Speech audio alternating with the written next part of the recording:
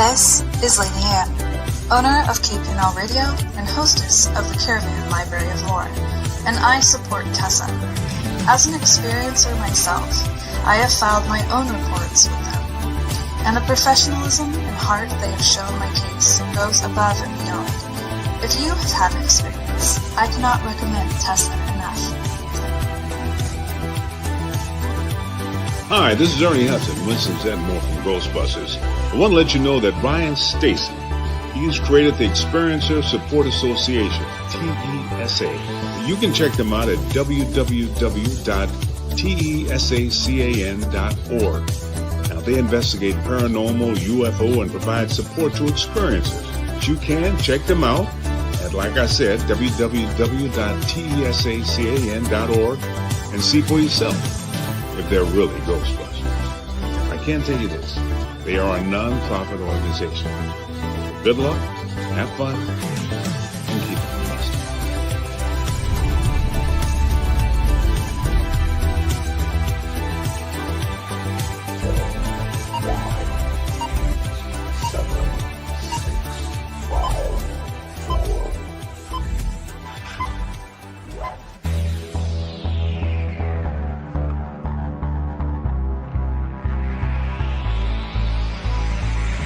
Good evening. You are listening to Beyond the Tinfoil Hat, a podcast by the Experiencer Support Association. TESA is a UFO, paranormal, and paracryptid investigation association. We investigate everything belonging to the global phenomenon linked to highly strange and unexplained experiences. We also connect experiencers with other experiencers, creating a safe, positive environment to engage and discuss this phenomenon without judgment, criticism, or retribution.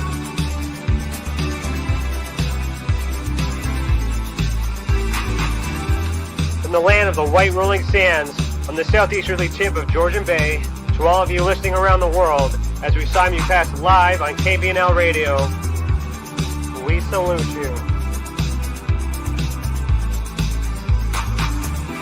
If you want to go back and listen to our previous episodes, go to youtube.com/the Experiencer Support Association. Do us a favor and hit that subscribe button and ring that bell to be instantly notified when we are live, not only for these episodes, but every single element TESA has to offer. On our website, tesacan.org, we have something for everyone. We have support for experiencers, data for independent researchers, and places to advertise for professional partners.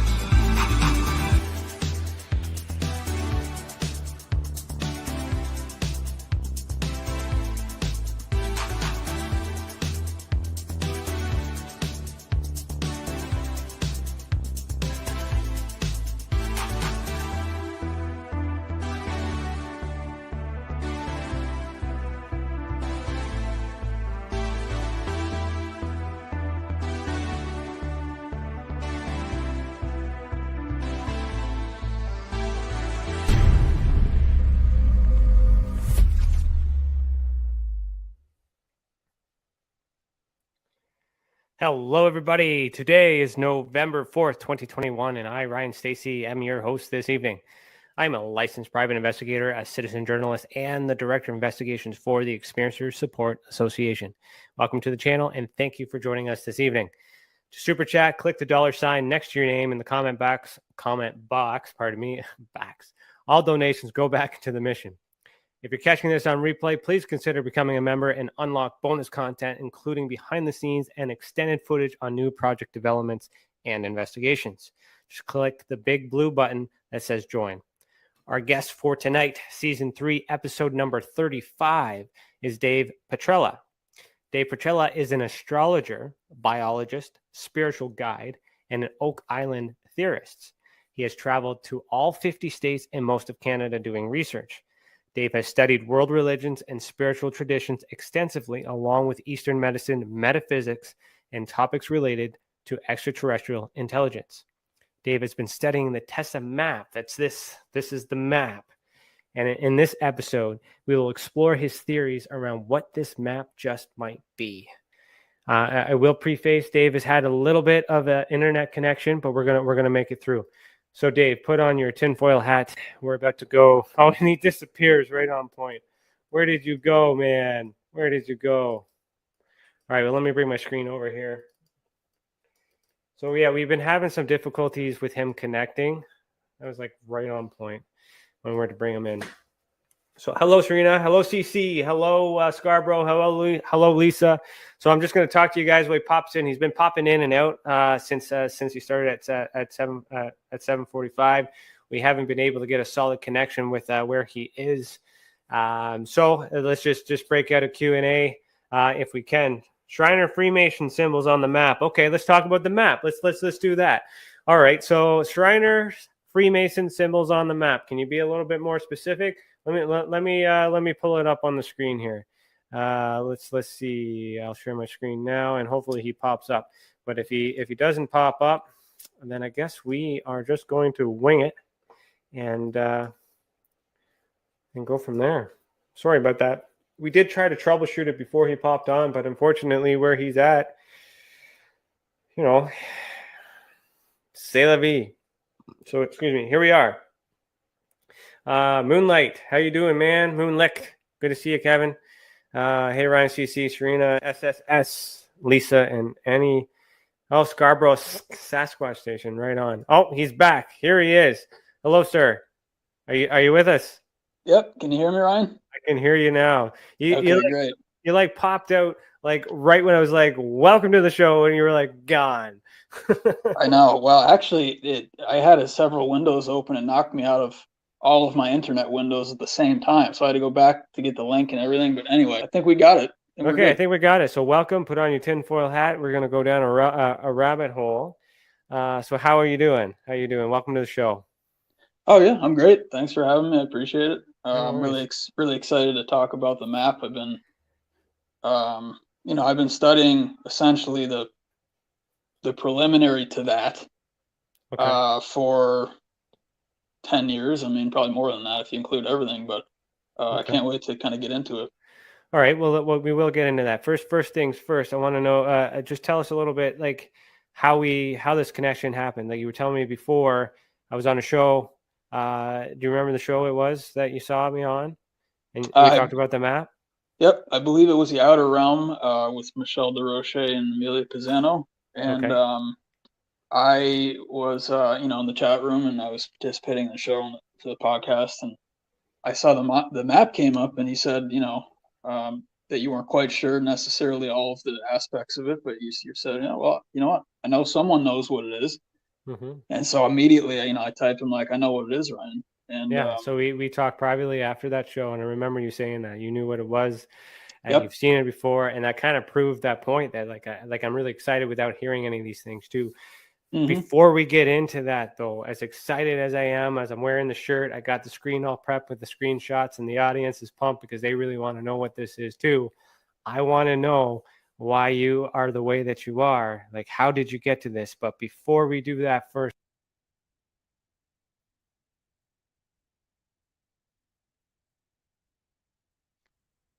Hello? No, hey, sorry, man. It's the energy. Maybe the energy is just so strong right now that nobody really wants us to talk about this map. But what I want to get into first is I'm going to do our icebreaker from Tim the Demon Guy Morrison.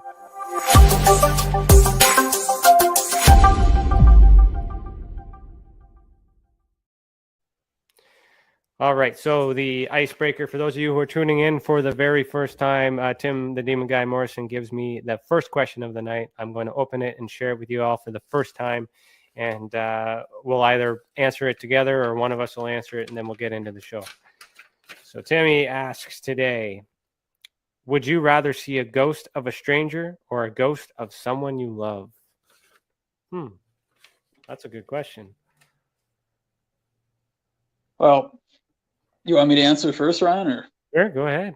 Probably a stranger, because the way that I interpret what a ghost is it's something, a spirit that's still trying to figure out what they're doing. There's some confusion. I think they probably haven't crossed over yet. I've heard that they're earthbound, that ghosts are earthbound, which is not a pleasant necessarily thing if you're trying to get to the spirit world. So, that probably it'd make me really sad, I think, if it was someone I knew. So, But you know what? Honestly, like I try to represent the entire spirit world, so I'm there for you know, any spirit that's struggling, trying to figure something out. I really try not to discriminate. So be Hey, sad, they sad could either be way. people too. They could be people too. So I like Right. that. That's tough for me. Like, I mean, I've been fortunate enough not to have many pass in my life at this present time. Knock on wood. So, but I mean, I can imagine. I can imagine that. So I would say on the account of being emotional, and on the account of as an investigator wanting to understand what's going on, I would prefer a stranger. But then at the same time, a loved one, someone I know that's familiar, might really help too. Might make it a little bit easier to understand what's going on. So that's my take on that. Thank you, Timmy, for that question. And hope wherever you are, you're not in the chat. So I hope you're watching. Maybe you're being a creep, not commenting. Say hello. Let us know that you're here. Okay, Dave, tell me why are you the way that you are? How did you get into astrology, biology, Oak Island theorist? I want to talk about Oak Island a little bit too, if we can. Yeah, sure. And then just real quick, and then we can get into the map from Okay, there. well, I started with biology since 5th grade. I was reading pretty elaborate manuals and medical manuals even at that age. And, of course, none of the teachers knew what the things were. I would ask a question. I said, studying anatomy or something, and really basic anatomy. Of course, they had no idea what the answer was. So I went back and I consulted the books I had, at my house, my library that I started to build up when I was young. And I took biology very seriously. I started college for biology. And so, in terms of the tenets of I call it Western biology, which is, how it's taught in North America, or just even maybe, I'll just say North America. Yeah, we'll keep it North America. But then I never had any real exposure to the Eastern medicine or the Eastern science of biology. I'll get to that in a second. But so I had the biology background, and then I wanted to kind of like branch out a little bit. So I took a course in college on Greek and Roman mythology. And that was still to this day one of the best courses I've ever taken, because it wasn't, just like a story anymore. It was starting to get into what are called entheogens, which it bridges the gap between the biology and the mythology. It's something basically that you ingest, if people are not aware of this, in order to get yourself into a state to commune with, a divine presence or whatever. And so for the ancient world, that was the Amanita muscaria mushroom, which is that fairy tale mushroom that everyone probably is aware of from like the Russian mythologies and all this stuff. But anyway, that started to bridge the gap between the spiritual world and the biological world for me. And then, let's see, in terms of the timeline, I started studying in 2012. I started studying the chakra system, which is, people who do yoga be aware of the colors that go up the spine, the energy centers up the spine. I started that 2012. And then in 2015, I was looking for information again about biology, about some of the Eastern traditions of biology, and specifically the cerebrospinal cord fluid, which is, the master fluid essentially in the body. It's the brain fluid that it gets diverted down the spinal column. And it has a lot of esoteric indications to it. And what I did was I found someone named Santos Bonacci. I don't know if anyone is familiar. I'm sure someone's familiar with him. Out there that's listening. He's a very, very, very good astrologer. He also does a lot with flat Earth, and in terms of getting people up to date on, like our rights as humans and things of that nature. So he does a lot of that stuff. So I found his video on cerebrospinal fluid, and then on the right column under the YouTube, the video suggested for you, I saw astrology. So he had like a huge number of videos on astrology, a lot more than on the biology aspect. So I said, what I found in his first video was so good. Actually, the first video changed my life forever in terms of what I learned about what the East says about biology. And I said, all right, so he did a great job. So I'm going to give him a real chance. And I watched his astrology videos, and that was the first real exposure I'd ever had to it. And then I started doing birth charts, over the next few months, and I've been doing it ever since. So the more disciplines that you can accumulate, really, in terms of how they were taught originally, to get as close to the original teaching. If you have a strong biology background, strong chemistry background, strong astrology background, strong background in geography and geology, and just basically as many things as possible, and you take it seriously enough, this is really what I believe. I mean, I'm a smart person, but I also really pay attention. And to me, that's number one. Pay attention. Know when you hear something that's helpful and important, and then you're going to be able to apply it. Even you don't have to be brilliant. You can just follow. It's like following the road. It's all laid out for you. You just follow it. So I think that's the summary. No, and it's interesting how you ended that way, because I remember how I was presenting the map to Michelle, and sorry, what was the other one's name? Amelia, pardon me. Sorry. It was Michelle was mostly talking, so that's why I remember that. Sorry. Because I was kind of saying, like, what is this? This is meant for someone else, and someone must understand this. And then there you go. Like, I mean, apply it. I mean, like another thing too, I talked about this at my lunchtime video, is that I did prep some files that I have that I haven't really shared with the audience about the map either. So I just thought that would be a perfect time to share that, but I'm not going to share it until after you've talked, because I kind of want to be like, hey, it's coincidence that lines up to what I have. I kind of want to do a little bit of a live investigation kind of type reveal thing, which I'm really excited for. So to give you guys a background, this map. So for those of you who may be new to listening and doesn't know what this is TESA. This is how TESA was given to me in forms of what I'm identifying as either in a dream state or a psychogenic download.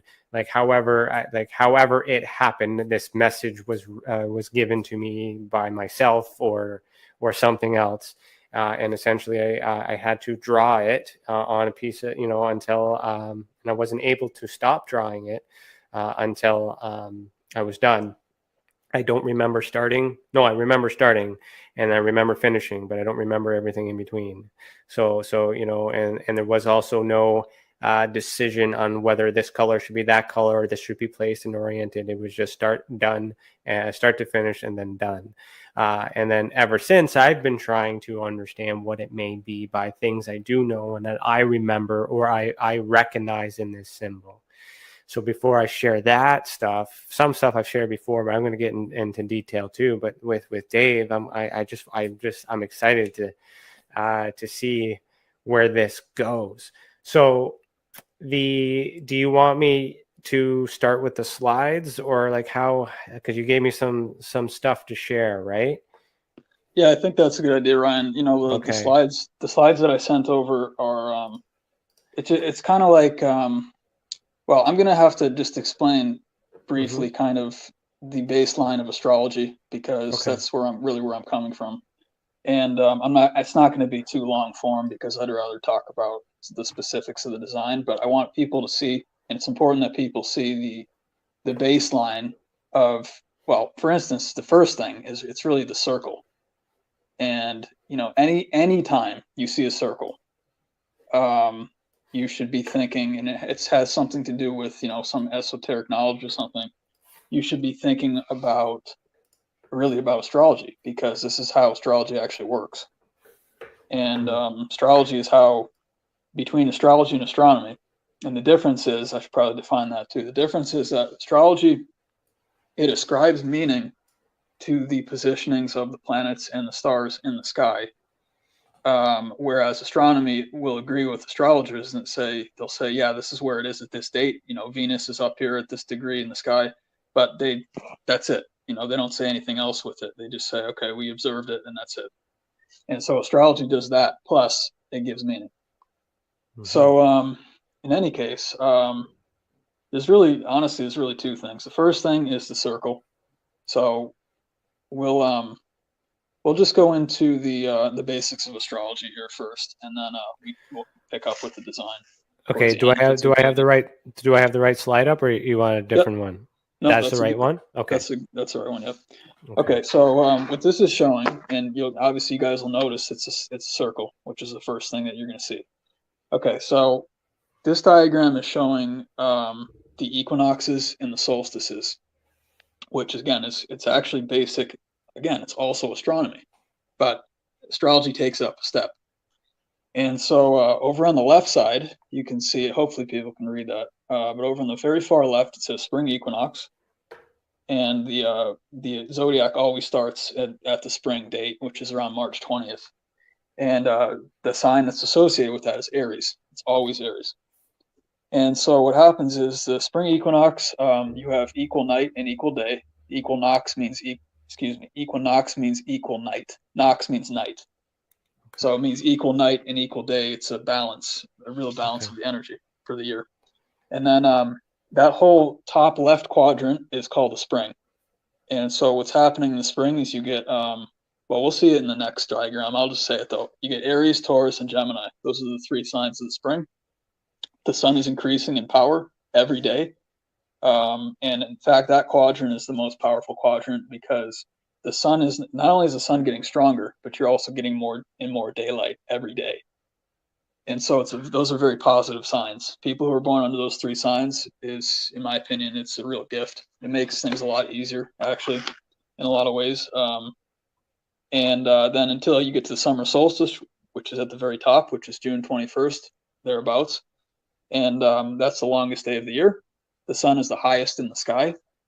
And from that day, you start to now lose sunlight every day. And in fact, the entire summer season, which is the top right quadrant, is it's still hot. It's actually still very hot. The hottest time is generally in Leo, which is mostly August, a little bit at the end of July, and then most of August.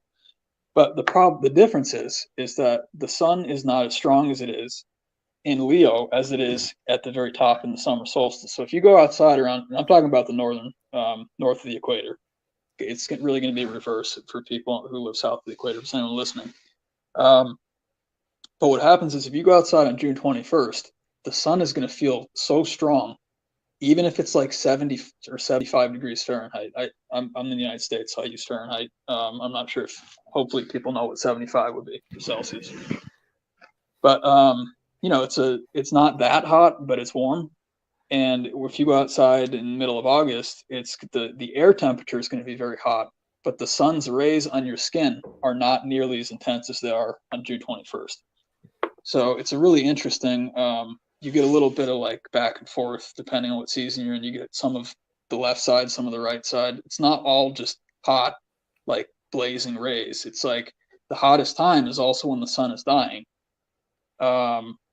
And the time when the sun is not dying, it's getting stronger, is not the hottest time. So there's a little bit of, it's actually part of in the TESA diagram too, the yin and yang symbol. Well, obviously we'll get to that. But that is really, there's supposed to be, you know, like a little black dot within the white section. There's supposed to be a tiny white dot in the black section. It's always has, they're kind of contained within each other. Do you think it might still be there just with the part that's shown and just might be covering it? Yeah, actually, that's a really good point, Ryan. I mean, it does appear that it would still be there. Yeah, yep, that's where it's supposed to be. I do have a question because it's interesting how you mentioned that the spring is where it all starts. So normally we start our month we start our calendar in January, right? So is that incorrect? Like, should we be counting day one from spring? Well, I'll actually get to that in a second. Okay. The reason why I'm asking that is because I'm trying to been trying to interpret the orientation. So TESA obviously comes from at the top here. My assumption TESA starting at the top, but if this is the orientation, should the message be ATES? Well, it's interesting because so the T was definitely at the top, obviously, when you drew it down, right? Yeah. That's not, so you didn't take any liberty at all. That was up there. Yeah. Okay. Well, I mean, the T, the summer solstice, that's the shining time of the sun. I mean, that's like the sun is so happy. It's at full power. So actually, no, I actually agree with that. There's nothing inconsistent about that. That's so strange. Okay. Yeah, there's nothing inconsistent. You probably have something else you're thinking, right? Well, no, I don't know, right? Like, but it makes sense. Like what you're like. I mean, I'm the student Right. tonight. I'm learning from you right now, man. So like, let's Right. keep going. Yep. Well, the sun loves to be at the summer solstice, so that's a good place to start with the T. Okay, so you're going through the summer top right quadrant, and then you get to the fall equinox, which is at the far right. And again, it's equal night and equal day. The difference being that the sun is still decreasing in power all the way from the summer solstice. The entire right half of this circle, the sun is dying. It's what's called dying in mythology. The entire left half, it's the birth portion. And that's so strange because the yin and yang seems to be positioned properly. Oh, yeah, and it's actually and it's actually a lot more genius than that too, because I saw that at first, but there's a whole nother level going on with this. Well, I will say that if it was me, like my higher consciousness, I was pretty impressed with my smart self. But even though I don't remember, I can't take credit for it. Oh yeah. Well, I mean, if obviously in that moment when you were dialed into a really high energy level or gradient, it greatly enhances, of course, your own abilities. Even if it was partly coming from you, partly coming from a divine source or whatever the combination. So sorry, Scarborough asked me a question that might be relevant. He asked me what month is your birth. So I'm June. So my zodiac sign is Gemini. So I don't know if that's relevant, but. Well, Gemini, I mean, if you're close to the end of Gemini, that's the summer solstice, right when it transitions over into Cancer. Okay. So, June 21st, closer you are to that day, the closer you are to the summer solstice. But Gemini starts roughly around May 21st. Okay. Okay, so you get the fall equinox, so you get the equal night and day again. It's a time of balance. And then now we're in the fall section, which is, of course, where we are right now in the year. And this is when it gets cold. So September 21st, roughly, or 22nd or 23rd, actually is probably better to say that, for the fall equinox. And then as you continue down the wheel, now you're ending up in the real death of the sun. The top part just above that, the summer, that's the death of the sun, but it's still warm. Now you're in the difficult time, which is the sun is still dying and it's getting cold. And actually, that's why you're having, Halloween in this quadrant. It's in some ways you can think of it as like the least energy. Halloween is roughly right in the middle of fall. It's like about a week off from that. The direct middle of fall is about November 7th, so it's only a few days away. So that's why that was celebrated then, because the curtain or the veil and the energy gradient is very low. It's very low and it's very isolated from both the equinox and the solstice by being right in the middle.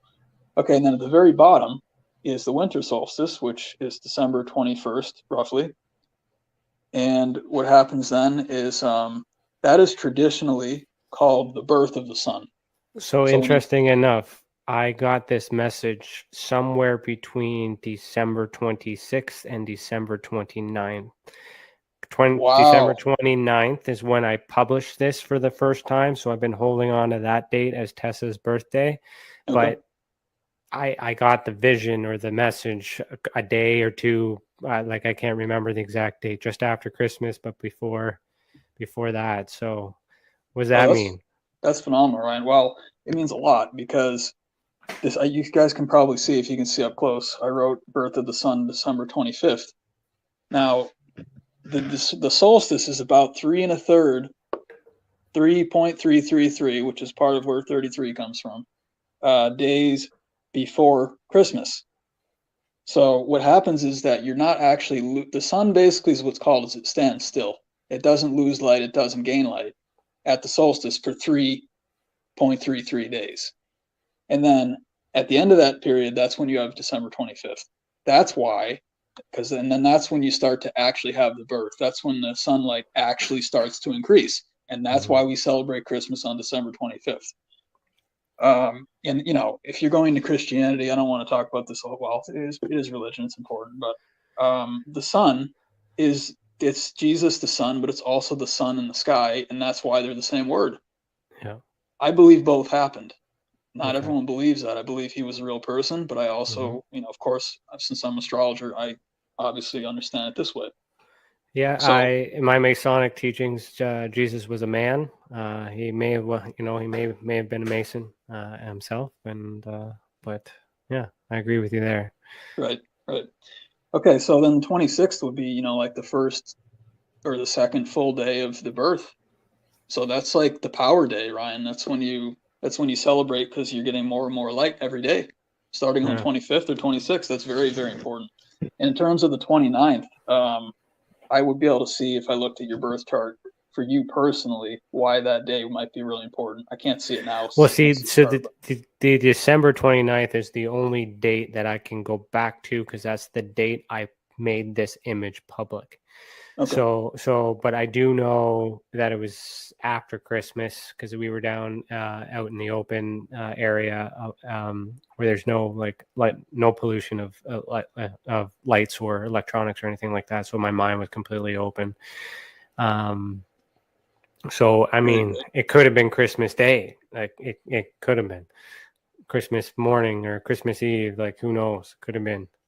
Well, it's either way, it's close enough that it's extremely significant because that's the day where the sun starts to gain in more light every day. It's not the 21st. That's what people have to understand. That it's the 25th. Mm-hmm. The 21st is when you stop losing light, but then there's the 3.33 days in between where nothing happens. It just kind of sits in the sky.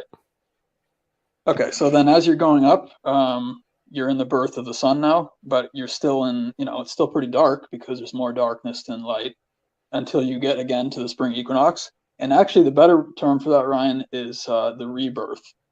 So you have the birth on the winter solstice and then you have the rebirth on the spring equinox. Okay. And they're both very relevant. I wrote, the concepts of the resurrection, the Easter, Passover, they all come from the spring equinox, that idea of the spring equinox.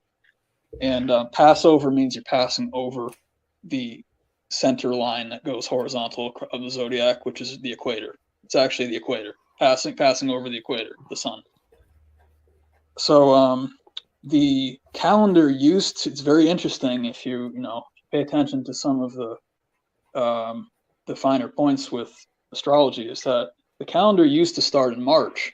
And I don't have a particular day for this. I haven't studied it that much, but I know it did because in March, that's the spring equinox, March 20, 21, 19, somewhere right around there. So the reason I know that is because by the time you get to September is indicating 7. That's the 7th month. It was originally the 7th month. And it got changed. You actually see the vestiges. You see July, which is from Julius. You see August, which is from Augustus. So you obviously know the Romans had a hand in this. But September is 7. Not the normal calendar. The calendar we use today is not the right date. Right. Yeah. But thankfully, it hasn't been completely destroyed. And I know that because when I do birth charts, they're accurate. So I'm just so thankful that we still know what we're doing. So what is the first month then? What is actually the first month? Well, I mean, you can either call it March. Yeah. Or you can call it, I'd actually make it more specific. I would either say the first day of the year should be March 20th. Or it should be December 21st. So it depends on if you're talking about the birth or the rebirth. And the reason the rebirth is great is because now you're getting more light every day, and it's warm, and everything starts to grow. At the end of March, and depending where you live, and into April and everything. So anyway, that's a general pattern of the zodiac. It is the zodiac, but this actually, of course, was also used for farming back in the day. And even people who don't, maybe they don't have an interest in astrology, you have to know these dates because you have to get your seed in the ground. You have to make sure you have enough time for it to grow and produce something that you can eat. And then you have to get it out of the ground before you freeze. So it's very important to know this, even if you're not doing astrology, because it's life or death. When you didn't have a supermarket, you got to. Well, yeah, our ancients. Where did our ancients learn that, though? You're probably going to get into that too, right? Well, I mean, that came from above for sure. Which I would just I'd just come out and say it's from extraterrestrial visitors. When I say extraterrestrial, it doesn't have to be. It can be humanoid, but it doesn't have to be. So one of the visitors might be like an ascended human, I would still call it an extraterrestrial. Maybe, for instance, like some of the Nordic races that people have seen. Mm-hmm. In terms of extraterrestrials, or they can be things like Greys or Reptilians or Arcturians, or there's just so many options. But in any case, we can go to the next slide, I guess, if you're okay with that, Ryan. Yeah, no worries. You just tell me. I'm okay. I got them all prepared, yeah.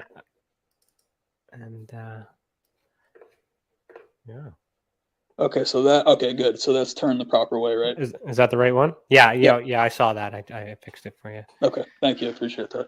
Yeah. Okay, so this is the same circle, but now it's starting to take form. And it's actually starting to, you guys should be able to see some more of a similarity now to the symbol on the right, to the TESA can symbol.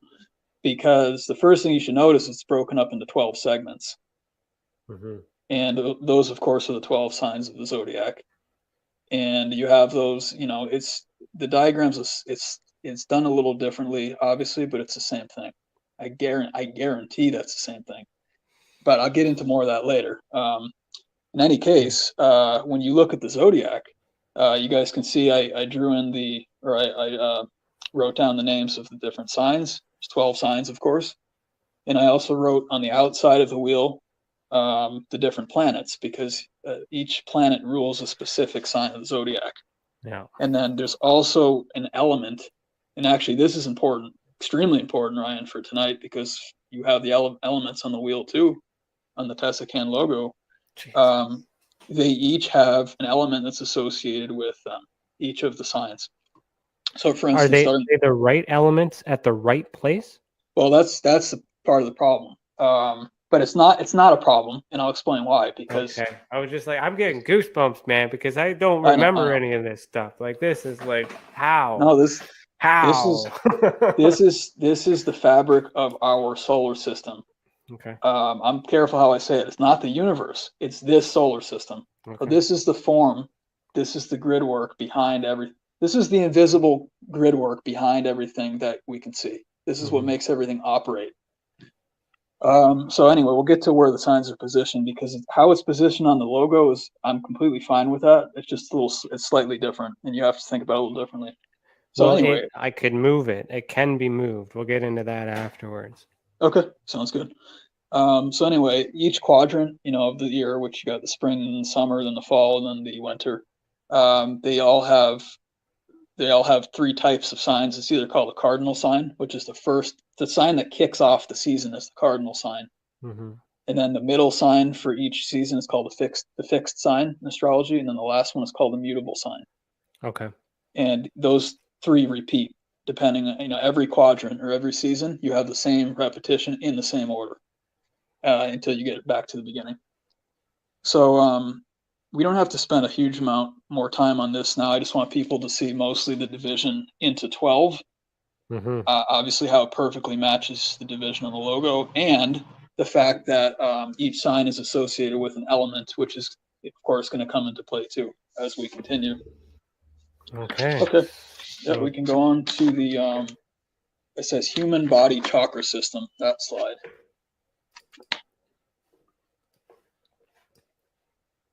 I hope everyone's getting excited about this because, Well, yeah, no, everyone's quiet. They're paying attention. They're listening. Okay. I'm excited. For those of you who listen to this or listening to the podcast version of this, you guys need to get on YouTube. You're missing all of this visual stuff right now.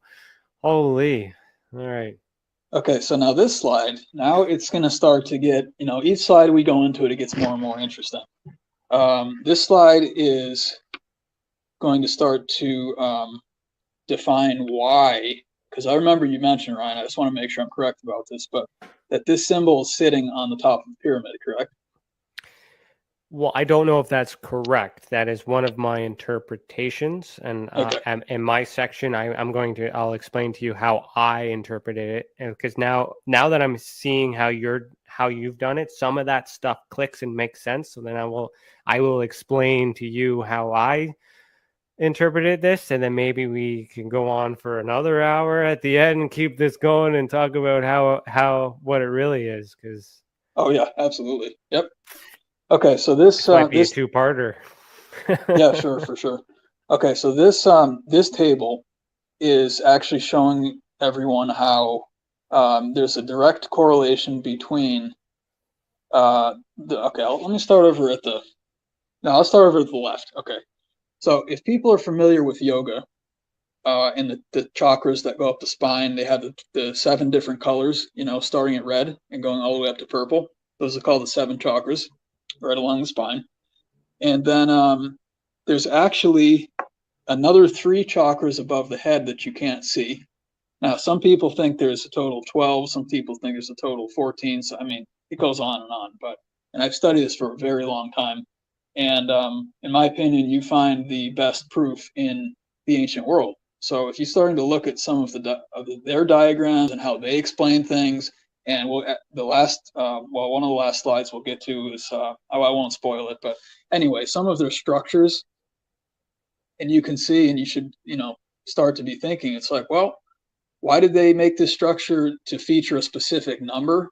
Maybe there's a reason for that, that's a good investigator will ask those questions. So anyway, I have on the very left, I have the 10 chakras. The bottom, the first 7 are the ones that you can see. Those make up your body, and then the top 3 are above your head. And each of them has a color associated with them, like I wrote in that second column, and I already went over the colors. Each of them has a metal. This might be interesting too, Ryan. I don't know if you've had any indication of metal elements or anything of that nature, but each of the chakras has like a metal. Like indication where would this metal be located? Would you context? Any context? I mean, it might somehow fit into the diagram when we go into it. I don't know yet because we'll have to have the conversation. But, okay. All right. It starts at silver. Silver is at the bottom and goes all the way up to lead. Lead is at the top. It's the 7th. And then the last column are the 7 traditional planets, which it starts at the moon, goes all the way up to Saturn. And if you look across that table, they all correlate to each other. So when you're talking about 1, you're talking about red, silver, and the moon. And then 2, orange, Mercury, and Mercury. And that goes all the way across. And this comes from the ancient world. I'm not making this up. This is the original, some of the very, very first teachings on this. No, I know. And all this stuff makes sense to me. I've heard all this stuff many different ways and many different times. But what's interesting to me is that you're lining it up quite well in a way. My mind's just exploding because I'm like, why didn't I think of that? And then as soon as you put that idea, I'm like, it's all starting to make sense. So it's like, so keep going. Yeah, I agree, Ryan. I wonder why sometimes I wasn't given this information until like the second part of my life. I would have been great if I had it when I was 18. I could have done so much more right off the bat. I don't know why I was given it. I don't, it's just, I have it. This is the point. This proves the point. It wasn't meant for me. It was meant for you, maybe, and then for someone else. So it makes sense to you. I'm the guy who birthed it. Oh yeah, it's brilliant. I mean, it's absolutely brilliant.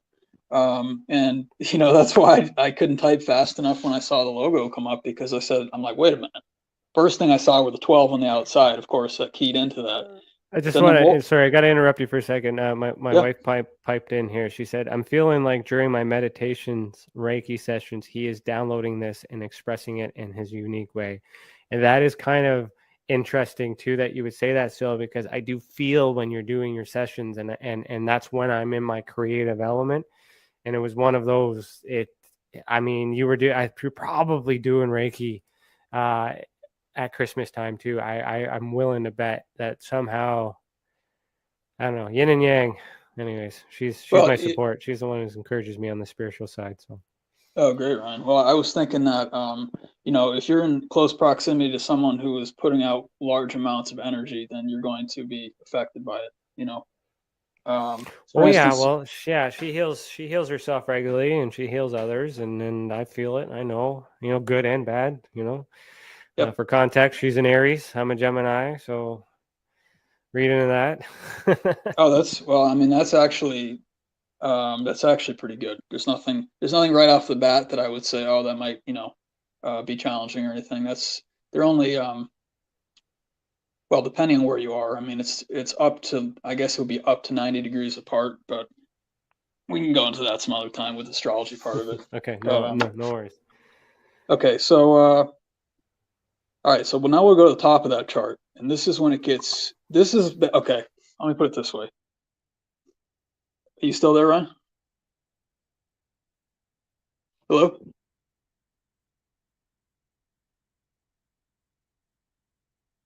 I'm still here. I don't know what happened, but you got this.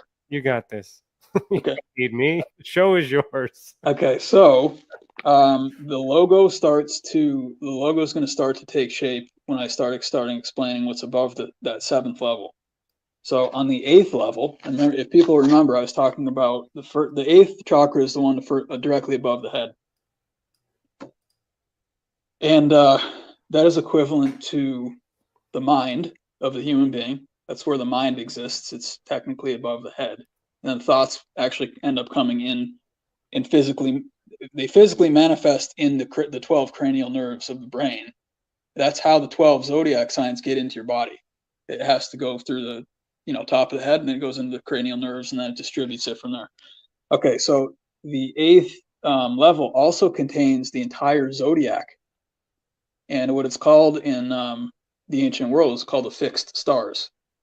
So the planets, they're called the wanderers. The planets move independently of each other across the sky, and it can be somewhat hard to predict their orbits. It would take quite a while to figure that out. But the stars, they move as a unit. So around the pole star, depending on which pole star it is, depending on where you are in history. And so they're not moving independently, and you can always count on the constellation being there in the same relationship with the constellation next to it, et cetera, because they're not moving. They're just moving as it moves as a big disc, which is why it's a disc, of course. So that's where the 12 comes in. And then the ninth level is called the dream world. And I should mention the 8th level is ruled by Uranus. The planet Uranus rules the stars. The 9th level is ruled by Neptune. Neptune rules the dream world. And well, I'll go into this in a second because it'll be more exciting when we actually looking at the logo directly. So that's number 9. And then number 10 is what I would call freedom. And that's freedom from the solar system, which means now you can access the rest of the universe, depending on, given the laws of different systems, you can move freely. Okay, so that's that general chart. We can go to the next one if you're ready, if you're okay with that, Ryan. Yeah. I'm just currently decompartmentalizing my life right now and trying to make sense of oh man, why I am the way that I am. Yep. This is revealing. I'm uncomfortable, but I like it. Keep going. Yeah, no, definitely. Okay, so this slide is showing actually the proper model of the solar system. And again, this goes into deep antiquity, even when it's not expressly stated. Like this particular diagram, I would say probably came out of Egypt, Europe, Egypt, Mesopotamia, somewhere around there. We'll obviously get back to Mesopotamia because it's extremely important. Anyway, so the original model was based on the flat Earth model. I'm sure people are aware of that. And the Earth was said to be a flat plane.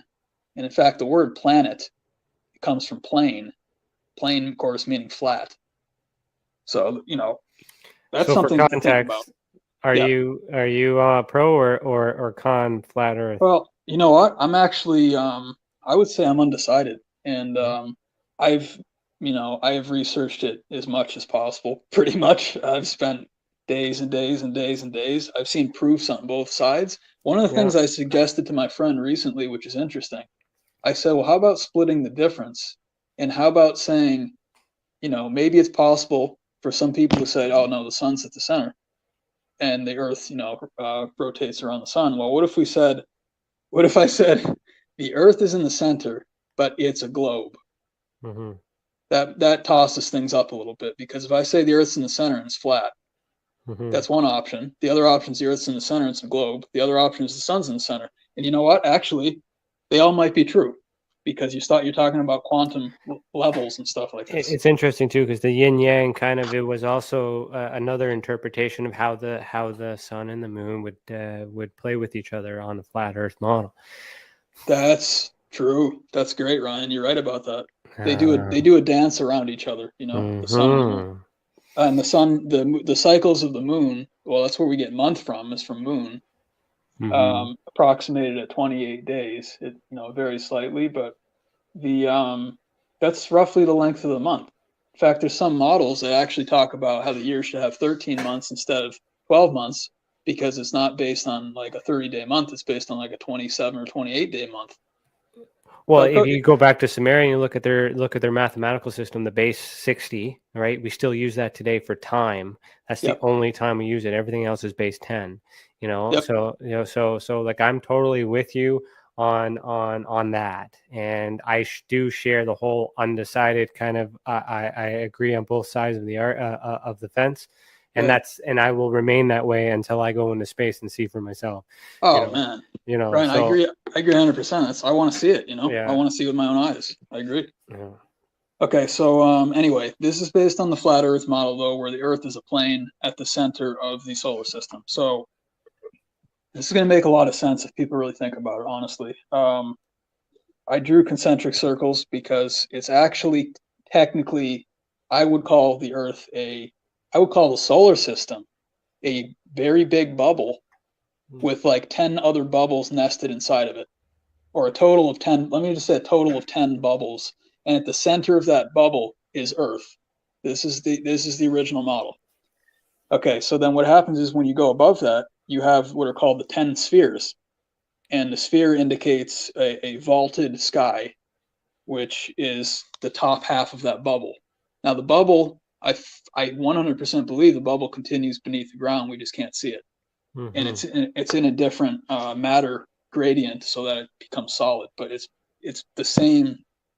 It's actually a sphere. It's not just like not just a dome. It's the dome with. So the energy is creating the shape. You mean? Is that what you're saying? Well, the energy of that sphere is projecting it as a full sphere, not as a dome.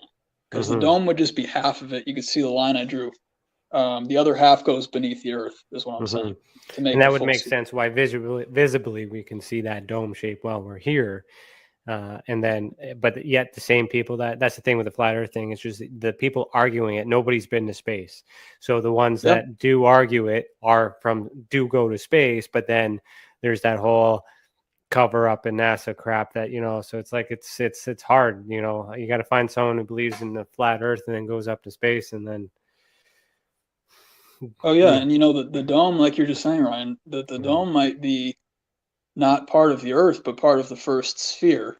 And actually that's what some people claim, is that we actually can't get to the moon because it's a luminous body. It's a spiritual luminous body. It's not like the same type of dense matter as the Earth. It's not something you can land on because it's like kind of like a hologram-ish.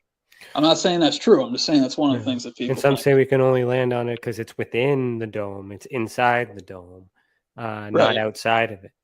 Well, and you know what? That might be also true because the moon, it rules the first sphere. So you're going to expect to see the moon within that first sphere. And then to get out of that first sphere, I personally don't think so. I don't think that. So the other part I totally have to mention, and I keep forgetting that. So we do have some experiencers that do astral travel and do have testimony on being on extraterrestrial crafts. And so Lisa says that she can vouch that the Earth is round and beautiful and fragile from one of her experiences. So that is, you know, that's true and untrue, you know, all at the same time. It's so. I love that though. I love the firsthand testimony because I haven't seen that myself. So I appreciate that. But you still accept the possibility of, like, that's the thing. I was like, I know it's round. I feel like it's round. It makes sense to be round. But then I'm like, it also makes sense that it's not. yeah, exactly. You know. Well, in most here's the thing that's interesting is that most concepts on Earth are dualistic, and it was created that way. And actually, we'll get into that with the logo as well. But it was created to have. It's really weird, man. I mean, it's created to have two contradictory concepts be true at the same time, and that makes duality. Duality, equality, objective. Yeah.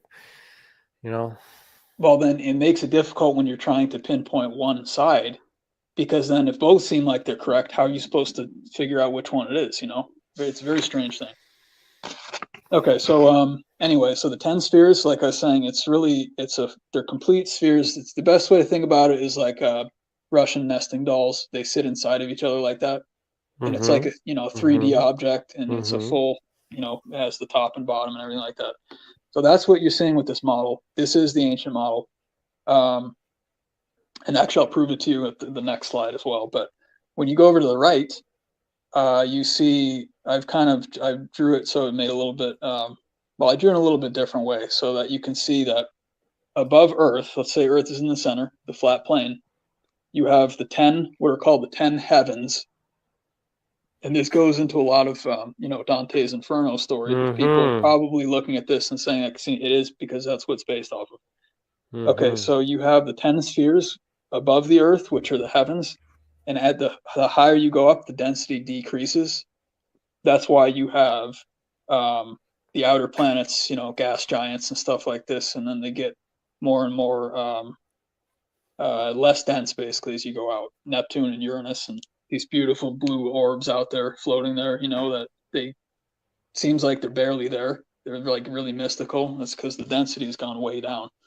And then when you go beneath the Earth, you have the 10 hells.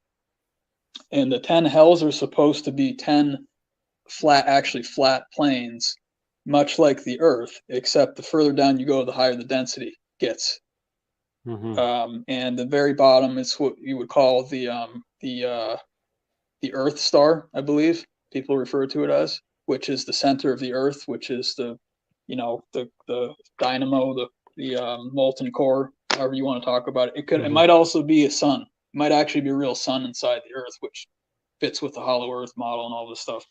And then the very top of that 10th level would be your soul star, which is, that's the highest. That's where you find your divinity. So could this also like tie into the simulation theory, where we're in a simulation? What do you mean by that, Ryan? Assimilation? Yeah, what we see in the physical world and what we understand with the metaphysical world and the consciousness and everything all connecting. This data that we're receiving is being implanted, and the reality in which actually exists, we're unable to see it because this is a simulation. Like there's someone, like this is the true Earth, this is the way it was, and then all of a sudden they decided to put us into this, virtual reality, which we're now progressing towards again in this material world. Yeah, I agree with that. And actually, probably the best way to think about it, I think about it in terms of, I guess I think about it in terms of 21 dimensions. Generally, that's how I do it, which would be the 10 heavens, the 10 hells plus Earth. So they're all kind of holographic. The only one that's not holographic is the 10th level. That's where everything is actually the true form, the divine, true, perfected form. And then it's kind of like shining the light on that 10th level. If you say you got your divine, your perfected form of yourself sitting at that 10th level, and you shine a light behind you, then that light's going to get split into like 20 dimensions, into 20 different density levels, and you have, you technically exist in all of them. It's absolutely fascinating. But no, you're right. And I actually believe in alternate timelines, alternate dimensions, copies of this dimension, infinite copies of the Earth dimension. I mean, really anything is possible. Especially the more you start dealing with these concepts, you can see that there's a lot of stuff going on. Okay, I think there's so we're just going to pause right now because we got to get to commercial. Oh, okay. So no, it's okay. I was just getting prepped up for it. So we'll pause right here, but we will continue after a message from our professional partners. Also, if you're listening to this live on KPNL Radio or a future podcast, head over to youtube.com/the Experiencers Support Association to see the video that goes with this audio. You are truly missing out on visuals today. Holy. Remember, you are listening to Beyond the Tinfoil Hat, a podcast by the Experiencers Support Association. We will be right back. Ryan is one of Canada's leading new UFO investigators. He conducts and oversees UFO investigations on a constant basis and was really taken by his research. He's compiled a tremendous amount of data regarding UFOs in Canada. Just as interesting, he really goes over how UFO